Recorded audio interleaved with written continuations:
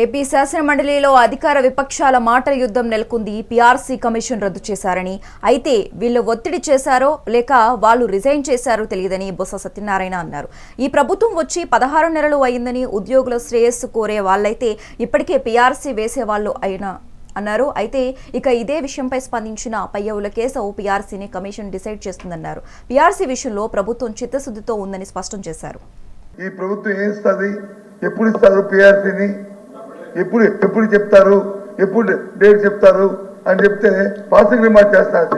ఈ ప్రశ్నకు నిరసనగా ప్రభుత్వం తన నిర్లక్ష్య వయసుకి నిరసనగా ఉద్యోగుల తాలూకా ఆవేదనకి మరి మద్దతు తెలుపుతూ వారు చేస్తున్న ఆవేదన కోసం మేము వచ్చి ఇక్కడ వాకౌట్ చేస్తాం. ఎందుకంటే ప్రభుత్వం నిర్లక్ష్య ఎవరైనా వాళ్ళకి ఖాతా లేదు, ఉద్యోగులైనా ఖాతా లేదు, సభ్యులైనా ఖాతా లేదు, ప్రతినిధులకి ఖాతా లేదు.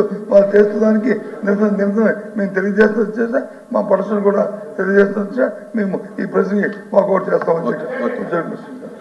ఈ రోజు రాష్ట్రంలో ఉన్నటువంటి ఉద్యోగుల పట్ల ఈ ప్రభుత్వం చిత్తశుద్ధితో ఉంది. వాళ్ళ కష్టాలన్నింటి కూడా అధ్యక్ష అసోసియేషన్స్ తో మా వాళ్ళు రెగ్యులర్ గా ఇంటరాక్షన్ లో ఉన్నారు. ఎవరికైనా డెఫినెట్ గా ఎక్స్పెక్టేషన్ ఉంటుంది అధ్యక్ష, పీఆర్సీ రావాలి, మాకు ఐఆర్ రావాలి, పెరగాలి అనేటువంటిది ప్రతి ఉద్యోగులకి ఉంటుంది, ఉద్యోగ సంఘాలకి ఉంటుంది, వాళ్ళ మీద ఒత్తిడి ఉంటుంది, ప్రభుత్వం మీద కూడా ఉంటుంది అధ్యక్ష.